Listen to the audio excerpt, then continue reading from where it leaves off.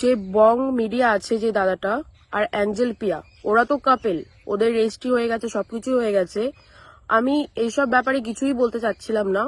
ফার্স্টে তো আমি আমার বয়ফ্রেন্ডেরও দোষ আছে, মেন অ্যাঞ্জেল পিয়ারও দোষ আছে, কারণ সে তার বয়ফ্রেন্ড থাকার সত্ত্বেও উপজে অন্য ছেলেদের মেসেজ করে ও আমার বয়ফ্রেন্ডকেও মেসেজ করেছে, করে তারা পার্সোনাল ভাবে কথা বলে, নাম্বার ফাম্বার নিয়ে কথা বলে, মানে তারা দেখছি প্রতিদিন রোজ দিন মানে 24 ঘন্টা ভিডিও কলে অডিও কলে সবসময় কথা বলতে রয়েছে। আর আমার বয়ফ্রেন্ড আমাদের বাড়ি এসেই মেয়েটাকেও টাইম দিয়ে যাচ্ছে, মানে অ্যাঞ্জেল পিয়াকেও টাইম দিয়ে যাচ্ছে, যে ওর কাছে ও এতটাই ইম্পর্টেন্ট হয়ে গেছে যে আমাদের বাড়ি এসেও তার সাথে ও কথা বলছে। আর আমি একটা কথাই বলবো, অ্যাঞ্জেল পিয়া যেটা, ওদের তো রেজিস্ট্রি হয়ে গেছে, তারপরে এই জিনিসটাও কি করে করতে পারছে যে ও জানে যে আমার বয়ফ্রেন্ডের সাথে আমার রিলেশন আছে, ও তারপরে এই জিনিসটাও কি করে করতে পারে। আর মেন কথা হচ্ছে, আমি জীবনে ভাবতে পারিনি যে মানে বংদার গার্লফ্রেন্ড এরকম করবে কিছু একটা, যে ও মানে ফেমাস বলে ও সবার সাথেই, আমি জানি ও সবার সাথে কথা বলতে পারবে, অবভিয়াসলি ওর সাথে সবাই কথা বলবে কারণ ও ফেমাস, ঠিক আছে, ওর একটা নাম আছে, তার জন্য ওর সাথে সবাই কথা। তুই জানিস যে আমি ওর গার্লফ্রেন্ড, সবকিছুই জানে, ভিডিও স্টোরি লাগে, সবকিছুই দেখে, সবকিছুই বোঝে, তারপরও সে তার সাথে কথা বলে টাইম কাটাচ্ছে, সবকিছুই করছে বংদার সাথে থেকে, সবকিছুই থাকা শোনা বিয়ে ফিয়ে সবকিছু করেই সে এত ছোট কাজ একটা করবে আমি জীবনে ভাবতে পারিনি। সে যতই ভালো ছেলে দেখুক না কেন, সুন্দর ছেলে দেখুক না কেন, মানে তার কাছে তার সাথে তার কথা বলতে হবে, তার সাথে সবকিছুই ওর করতে হবে।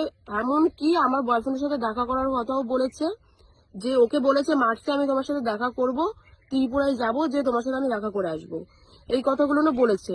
আর এমনকি এটাও বলেছে যে আমার এখন বংয়ের সাথে যা হয়তো ঝামেলা হচ্ছে, ঝামেলা হতে হতে হয়তো আমাদের ছাড়াছাড়ি হয়ে যেতে পারে, তুমি তোমার মতন ভিডিও করতে থাকো, এই কথাগুলো আমার বয়ফ্রেন্ডকে অ্যাঞ্জেল পিয়া বলেছে। তুমি তোমার মতন ভিডিও করতে থাকো, তুমি যখন একটা লেভেলে চলে আসবে তখন আমরা দুজনে বিয়ে করে নেবো, তার মধ্যে আমার বংয়ের সাথে ছাড়াছাড়িও হয়ে যাবে, এই কথাগুলো না বলা বলি হয়েছে। যেহেতু আমি এত কথা জানতাম না, এই কথাগুলো আমার বয়ফ্রেন্ড আমাকে বলিনি, ও যথেষ্ট লুকাচ্ছে ওর জন্য কথাবার্তাগুলো, আর ওর দোষটা কোনো সময়ের জন্য আমার বয়ফ্রেন্ড দিতে চাচ্ছে না, কারণ সে তাকে ভালোবাসে তার জন্য। তো এরকম ভাবে তো হয় না, সে দুজনের মন নিয়ে খেলা করবে, মানে আমাকেও নিয়েও চালাবে, ও ওকে নিয়েও চালাবে, সবকিছুই হবে। আমি তো এই জিনিসটা পারবো না, তাই না?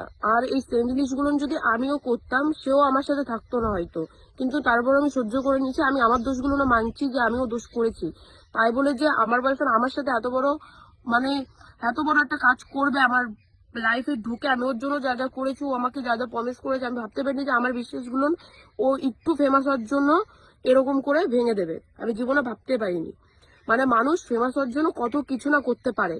আর আমি অ্যাঞ্জেল পিয়ার কথাটাও বলবো, যে অ্যাঞ্জেল পিয়াও যেটা করেছে, ও শুধু ওর বয়ফ্রেন্ড কোন দিক থেকে কমা আছে ভাই, তোকে এত বড় একটা লেভেলে ও উঠিয়ে দিয়েছে, তোর লাইফটা সেট করে দিয়েছে, তোর সবকিছু যখন ছেলেটা করছে, তুই কেন এরকম করছিস? কেন?